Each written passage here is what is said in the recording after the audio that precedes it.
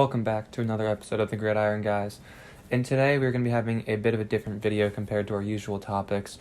We are going to be going over ways that you can change the scoring, rules, standings, waivers of your fantasy league to make it the most fun and most competitive league year you've ever had. And I understand that you may not be a commissioner in your league, but these are changes that you could suggest to your commissioner potentially. It could help improve some of your league problems that I know a few of my leagues have been experiencing over the last few years. So let's get right into it. And that is the most important thing is starting with changing the scoring to half PPR. And as a fantasy player who started primarily in all standard leagues, I never knew the benefits of a half PPR league. And I played in the full PPR, played in them all, and half PPR is by far my favorite. I like half PPR over standard because especially in 12 to 14 team leagues, the running back depth is very bad. And people always complain, especially the bottom teams in the league, I can't find running backs.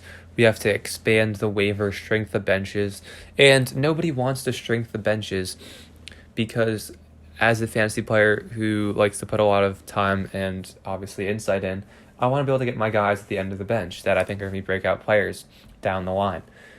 And half PPR is good in the sense that it makes more viable starting running backs and running backs that you can play on a weekly basis because there's guys like James White and Chris Thompson who will catch 70 to 80 passes and be a very viable fantasy option, getting an extra 40 points for the year compared to where in standard, they're not that good. Because if you add 40 points or 50 points to a James White season, that's around 3 to 4 extra points per game, which seems small, but at the end of the day, it's a big upgrade. It could be the difference between an RB 25 finish and an RB 35 finish.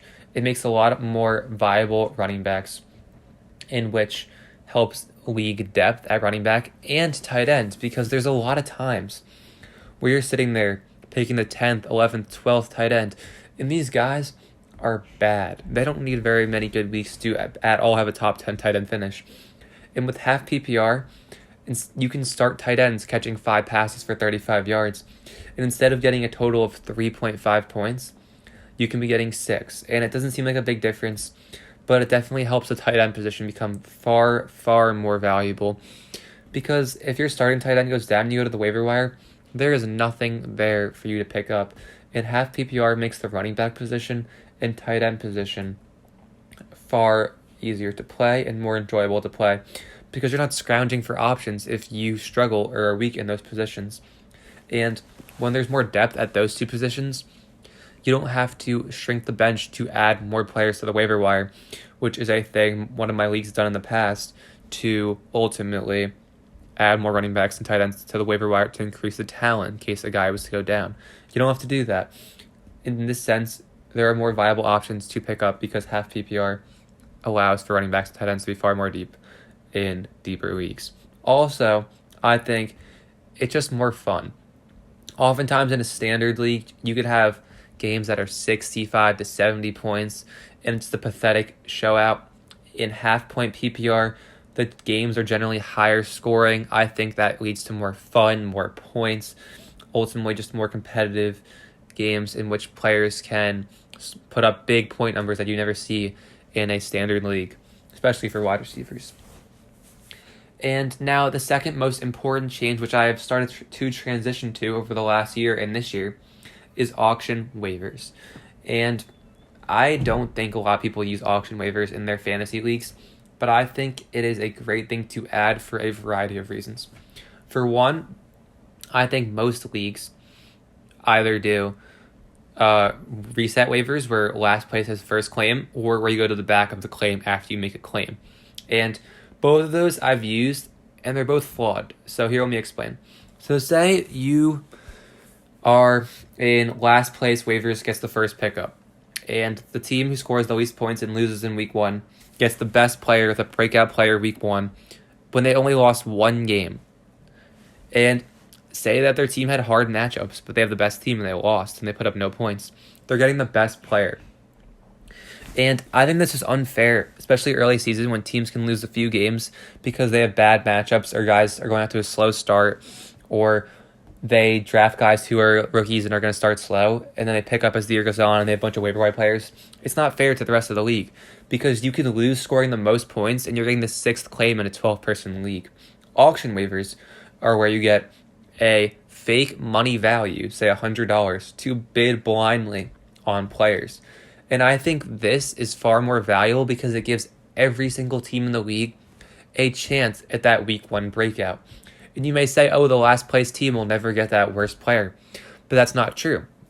Because a first place team is not as desperate to bid, say, 30 of their 100 fake dollars on a Terry McLaurin last year because they don't need him. Whereas the last place team is more desperate to get some impact players early on, and they will be bidding those $35 to $40 to beat out the first place team.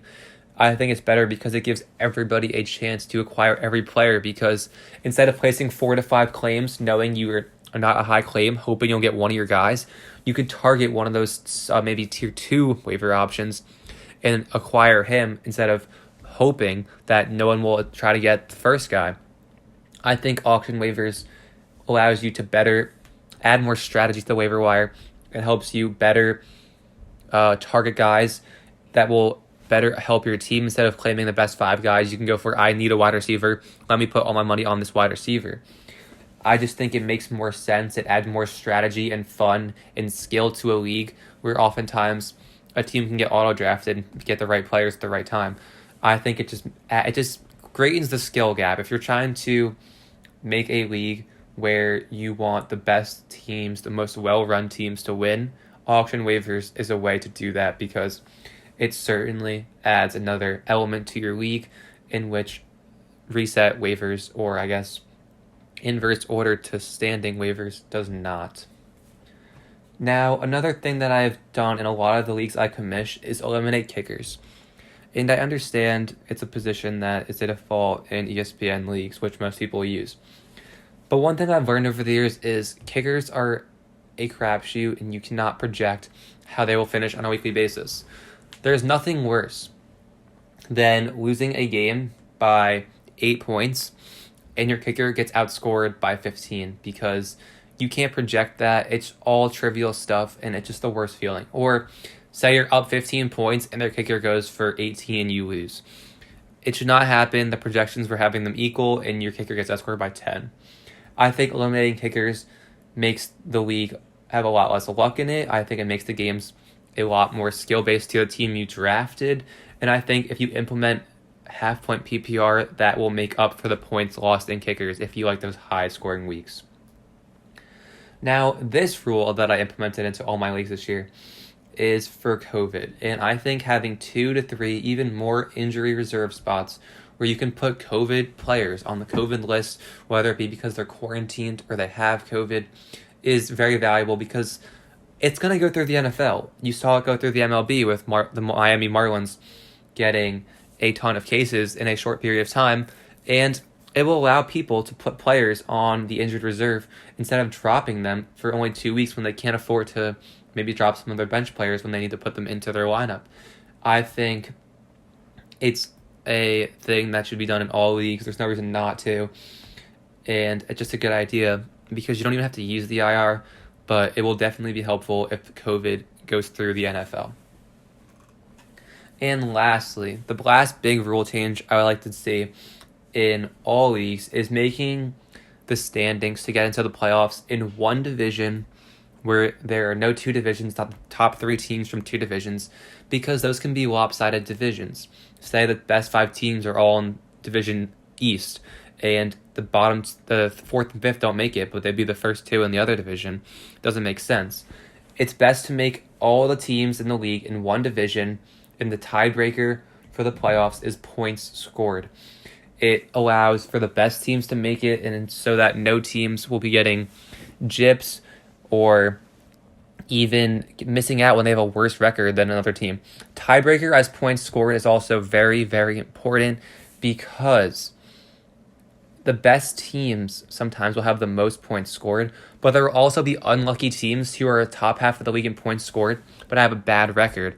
So points scored is the most valuable tiebreaker in a league standings for the end of the year. I also don't like to have ties because I think ties really mess up the standings. So in my leagues, I always do most bench points is the tiebreaker. I know that people won't like that because they might have players that won't be putting up a lot of bench points, but I try to avoid ties at all costs because after a week of hype and hoping your team's going to win, nobody wants to end in a tie. But those are the rule changes and league changes I would make to help your league be more competitive, more fun, and ultimately allow for a hopefully better season with COVID this year with the IR spots. I think they're all great changes, and I think definitely a few of them could help out your league for the upcoming season. As always, make sure to like and subscribe and check out our Instagram, Gridiron_guys_YT on Instagram for daily posts and info on fantasy and NFL content.